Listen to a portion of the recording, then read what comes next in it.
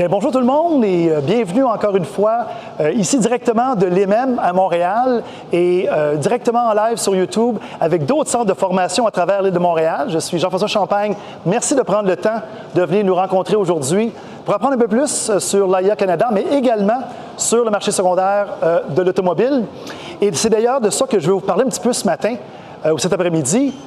C'est de vous poser en fait une question très simple en disant « Connaissez-vous bien le domaine de l'automobile? » Et évidemment, vous êtes dans un programme de formation en automobile. Vous dites, ben oui, je connais le domaine de l'automobile. Mais c'est intéressant de voir que dans l'industrie elle-même, souvent, on va percevoir en fait l'industrie dans deux blocs vraiment distincts. Le premier bloc, en fait, qui représente vraiment les gens qui fabriquent les voitures, les fabricants de pièces qui vont dans l'assemblage de véhicules neufs, les concessionnaires automobiles qui en font la vente, ainsi que l'entretien et les réparations, d'un côté. Et d'un autre côté, un bloc parfois qu'on ne comprend pas très bien, que parfois on oublie, qu'on n'inclut pas, qui est en fait le marché secondaire de l'automobile, l'aftermarket, comme on dit bien en anglais, les gens que nous, on représente à l'AIA Canada. Et la raison pourquoi on a autant, je vous dirais, d'intérêt, vous venez parler de l'après-marché, c'est parce qu'encore une fois, sa contribution est aussi grande que celle des manufactures automobiles ou des concessionnaires. Donc, je vous le mets ici en direct, 100 000 personnes au Québec travaillent présentement dans le marché secondaire de l'automobile. Ça va peut-être vous surprendre, mais vous semble que c'est un grand chiffre, oui, effectivement, et c'est un petit peu, bien, en fait, parce que vous avez, on le voit ici, 5,7 millions de véhicules sur les routes au Québec. Beaucoup de véhicules à faire l'entretien. Et ça, l'entretien et la réparation de ces véhicules-là contribuent 7 milliards à l'économie québécoise. Et ce qui est important de reconnaître ici, c'est que cette contribution-là à l'économie, 7 milliards de dollars, c'est beaucoup d'argent. C'est une contribution qui est, comment je vous dis, un petit peu à l'épreuve des soubresauts de l'économie. On vient de passer à travers une pandémie. On parle d'inflation, on parle de récession. Mais vous devez savoir que notre industrie, elle, est très résiliente par rapport à ces dynamiques-là parce que nous sommes un service essentiel. Non, on n'a peut-être pas été capable de vendre de voitures neuves durant la pandémie, mais on a dû continuer à faire l'entretien et la réparation des véhicules par contre. Permettre à l'infirmière, au docteur, à la personne qui travaille à l'épicerie de se rendre au travail, c'est une fonction importante durant la pandémie. C'est pour ça que les ateliers de réparation d'entretien, eux, sont restés ouverts. Et ce qui fait en sorte qu'on a une industrie qui, malgré les soubresauts, encore une fois, de l'économie, reste une industrie en santé. Et donc, dans vos objectifs d'emploi ou de recherche d'emploi, c'est près de 6 000 différentes entreprises au Québec qui vous sont disponibles. On voit des gros concessionnaires automobiles, mais on ne voit pas toujours le nombre incroyable de petits opérateurs dans le domaine de l'après-marché qui opèrent partout, dans toutes les régions du Québec, que ce soit en réparation mécanique, en réparation de carrosserie ou tous les services connexes également. Puis encore une fois, ce n'est pas juste des ateliers, c'est les distributeurs de pièces automobiles, les centres de distribution, toute la technologie qui va autour, et donc plein d'opportunités pour les gens qui sont dans le domaine automobile. Et je fais toujours un clic du mauvais côté. Donc, apportez une attention particulière au logo que vous voyez ici. Peut-être certains que vous avez déjà vus, certains que vous n'avez pas reconnus, mais tous des endroits au Québec où il se fait beaucoup de travail dans le marché secondaire, que ce soit encore une fois la distribution des pièces. Puis, je m'arrête ici. Distribution de pièces. Savez-vous que les grands sièges sociaux des distributeurs de pièces dans l'après-marché au Canada sont ici au Québec? On dit souvent que l'industrie automobile, c'est une industrie de l'Ontario où on fabrique des véhicules. Mais sachez que la distribution de pièces automobiles, l'après-marché, c'est une industrie québécoise et il faut en être fier de ça aussi.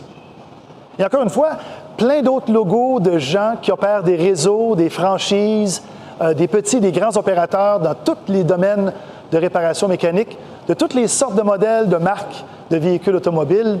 Et encore une fois, pour vous, si ça le cœur vous en dit, les opportunités d'être votre propre entrepreneur, de partir votre entreprise, d'avoir votre franchise et en fait d'avoir votre entreprise à vous dans le domaine de l'après-marché. Alors, plein d'opportunités ici.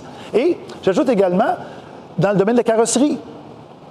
Un domaine encore une fois très excitant de plus en plus de technologies liées à ça, et donc, encore une fois, plein d'opportunités et beaucoup d'entreprises québécoises qui recherchent des gens comme vous. Maintenant, Jean-François, marché secondaire, oui, bon, c'est quoi les enjeux, c'est quoi les dynamiques, c'est quoi les problèmes que je vais rencontrer si je décide d'aller dans le marché secondaire de l'automobile?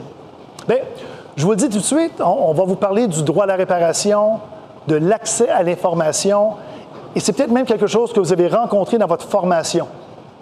On essaie de faire la réparation d'un véhicule un peu plus récent, on doit rechercher les procédures de réparation, et l'information n'est pas nécessairement toujours disponible. Et ça, c'est un des grands sujets sur lesquels l'AIA se penche de façon continue. C'est d'assurer que, peu importe où vous travaillez, que vous allez continuer d'avoir accès à toute l'information nécessaire pour réparer un véhicule et que ce n'est pas juste le concessionnaire automobile qui va avoir accès à cette information-là, mais que l'ensemble des intervenants vont pouvoir le faire. Puis la bonne nouvelle ici, c'est que du droit à la réparation, on n'en parle pas juste dans l'automobile, que ce soit votre téléphone cellulaire, votre machine à laver.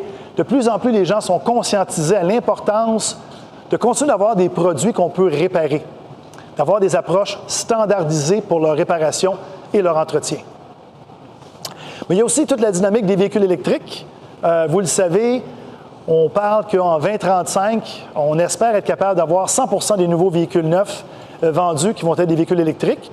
Écoutez, on va avoir des véhicules à essence pendant encore de bien nombreuses années, mais c'est sûr qu'on voit une accélération de ce type de véhicule-là et votre formation va être continue pour assurer que votre formation est à point pour réparer l'ensemble de ce type de véhicule-là. Ça change constamment. Ça, c'est un système où c'est des technologies très dynamiques et vraiment, moi, je trouve en tout cas intéressante et stimulante pendant que toute l'infrastructure des véhicules continue à évoluer avec ces véhicules-là. Mais c'est sûr que ça va être une des dynamiques difficiles. Si vous voulez continuer de réparer toutes sortes de modèles et de marques de véhicules, lorsqu'ils vont être électriques, ça va avoir une complexité supplémentaire, c'est certain. Il y a aussi tous les systèmes d'aide à la conduite, là, les ADAS qu'on appelle. Nos véhicules sont de plus en plus autonomes. On ne parle plus juste maintenant là, du fameux cruise control, mais bien tout l'ensemble des outils pour prévenir les accidents.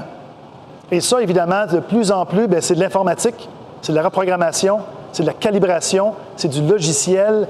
Et ça aussi, il faut se tenir à point. Ce n'est pas toujours facile. Vous pouvez le voir comme une difficulté, une embûche ou une opportunité pour votre futur dans le marché secondaire de l'automobile.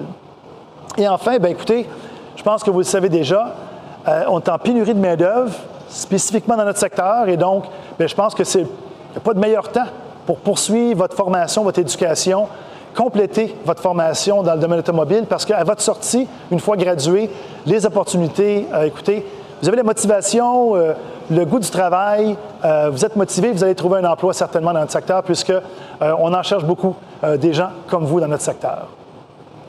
En terminant, je me permets de vous dire, écoutez, on n'est pas juste ici pour vous parler toutes les belles opportunités, puis vous allez entendre évidemment des témoignages des gens qui sont avec vous en direct, mais aussi pour vous parler d'argent. L'AIA Canada continue à offrir des bourses d'études pour les étudiants pour vous aider dans vos efforts, pour s'assurer que vous continuez et complétez votre formation. Faites appel ou faites un appel à votre professeur, à vos formateurs. Ils ont les informations pour vous permettre d'appliquer. Et on continue encore une fois là, au Québec et un peu partout d'offrir des bourses d'études aux étudiants qui en font la demande et qui ont fait les applications. Donc, je vous encourage à rester en contact avec nous, de faire ces applications-là, puis d'espérer que vous soyez un des récipients futurs des bourses d'études de l'AIA. Alors, c'est tout pour moi. Je vais vous remercier beaucoup de votre participation aujourd'hui. Je passe la parole aux gens que vous avez en direct dans les divers centres de formation. Et pour ceux qui sont ici à l'EMEM, merci beaucoup d'avoir participé encore aujourd'hui. Et encore une fois, bonne fin de journée. Merci encore.